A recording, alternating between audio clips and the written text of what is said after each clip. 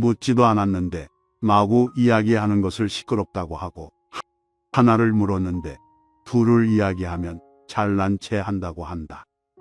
그러므로 무릇 군자는 상황에 알맞게 행동하느니라. 듣지 못한 것은 듣는 것보다 못하고, 듣는 것은 보는 것보다 못하다.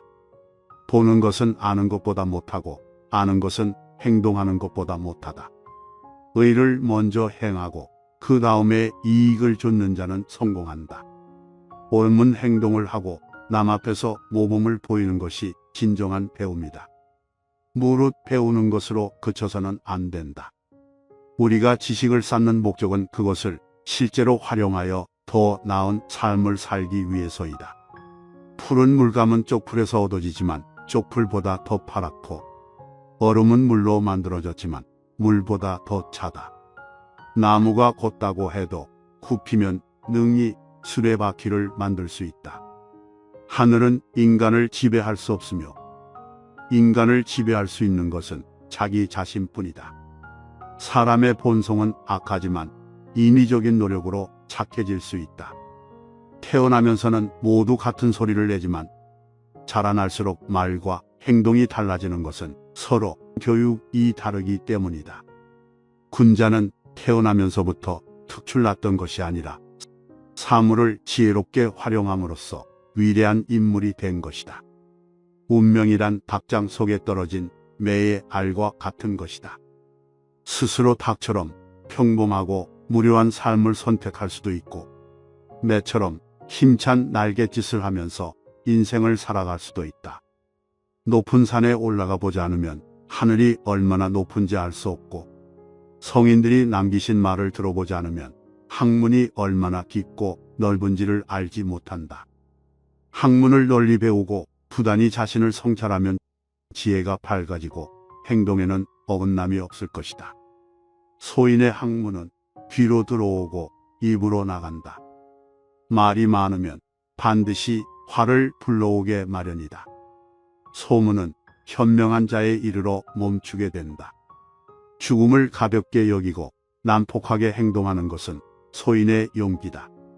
죽음을 무겁게 여기고 의로움을 지닌 채 경솔하게 행동하지 않는 것은 군자의 용기다.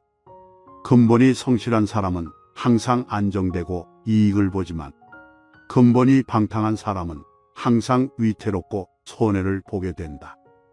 아는 것을 안다고 하고 모르는 것을 모른다고 하는 것이 말의 근본이니라.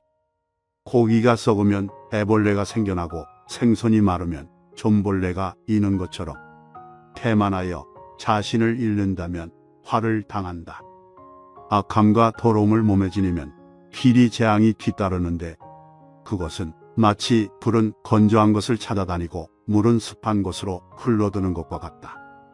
관역을 놓아두면 화살이 날아들고 나무가 무성해지면 도끼 소리가 들리며 그늘이 생기면 새들이 찾아와 쉬게 마련이다. 무릇 군자는 자신이 처하게 될 장소를 신중히 살펴야 한다. 어리석은 자는 무엇이든 자기의 뜻대로 일을 처리해 버리기 때문에 현자에게 의논하려고 하지 않는다. 누구라도 나를 충고해주고 결점을 알맞게 지적해주는 자가 있다면 그야말로 마땅히 스승으로서 존경해야 할 사람인 것이다. 내 갈래길에서 헤매는 자는 목적지에 도착할 수 없고, 두 임금을 섬기는 자는 누구에게도 받아들여지지 않을 것이다. 명만은 하루에 1000리를 갈 수가 있지만 우둔한 말도 열흘 동안 부지런하게 걸으면 능히 1000리를 갈 수 있다. 반보가 쌓이지 않고는 1000리에 이를 수 없고, 작은 개울이 모이지 않으면 강을 이루지 못하듯 모든 성취는 작은 일들이 모여서 이루어지는 것이다. 무릇 성공과 실패는 중간에 포기하지 않는 것에 달렸으니, 칼로 자르다가 멈추면 썩은 나무조차 자를 수 없고, 멈추지 않으면 쇠나 돌까지도 자를 수 있다. 누구든지 성공을 하기 위해서는 초심을 잃지 말고 꾸준하게 노력해야 한다. 근면한 농부는 홍수라거나 가뭄이라고 해서 밭가는 일을 쉬지 않는다. 마찬가지로 군자도 환경의 변화가 있어도 자기의 본분을 잃지 않는다. 모든 것은 근본을 바르게 해야 한다. 위가 바르면 아래는 저절로 바르게 되는 것이다. 독서를 하는 사람은 비록 걱정은 있으되 마음은 상하지 않는다. 풀과 나무들은 무리를 이루어 자라나고 새와 짐승은 서로 떼를 지어 살아가는데 세상 만물은 자기 무리를 따르기 때문이다. 무릇 올바른 길로 다가오는 자와는 보타고 잘못된 길로 다가오는 자는 피하도록 하라. 질 나쁜 것을 묻는 자에게는 대답하지 말 것이며 질 나쁜 것을 말하는 자에게는 묻지 말 것이며 다투려고 하는 자와는 더불어 논쟁하지 말라. 옛 소인을 본받으려고 힘쓰고 학문에 방해가 되는 것은 멀리하며 부단히 자신을 갈고 닦도록 힘써야 한다. 사람을 사귐에 있어서 경솔하지 않으면 하늘에서 복이 내린다고 했다. 배움은 몸소 실천하는 단계에 이를 때 비로소 최고의 경지에 오른다. 배우는 자는 절대 자만해서는 안 된다. 자만심은 인간을 의기양양하게 만들어 그 자리에 정체되거나 퇴보하게 만든다. 만일 예의가 바르다면 비록 명석하지는 못할지라도 능히 바른 선비가 될 수 있지만 예의가 바르지 않으면 보잘것없는 선비가 될 뿐이다. 학문을 배움에 있어서는 스승을 사랑하는 것보다 빠른 길은 없다. 스스로 아는 자는 남을 탓하지 않는다. 쑥갓은 3대밭 속에서 자라면 부축하지 않아도 곱게 자라며 흰 모래가 진흙 속에 있으면 자연스럽게 검게 변한다. 모든 사물은 가까이 있는 것에 물드는 법이다. 눈으로는 옳지 않은 것을 보지 않으려 하고 귀로는 옳지 않은 것을 듣지 않으려 하고 입으로는 옳지 않은 것을 말하지 않으려고 하고 마음으로는 옳지 않은 것을 품지 않으려고 힘써야 한다. 군자는 생활하는 장소를 가리고 반드시 어진 사람들과 함께 어울리는데 그것은 스스로 나약해지고 비뚤어지는 것을 경계하며 부단히 올바른 길로 나아가고자 애쓰는 까닭이다. 나무는 목줄을 쓰면 곱게 자랄 수 있고 쇠는 숫돌에 갈면 날카롭게 된다. 마찬가지로 인간도 교육과 자기 수양으로 바르고 훌륭하게 된다. 왕은 배이고 민중은 물이다. 물은 큰 배를 끼우기도 하고 뒤엎기도 한다.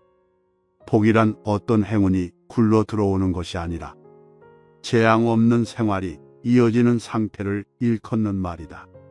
자기가 다소 유리한 고지에 올랐다고 해서 옛 친구를 저버리는 사람을 나는 경멸한다.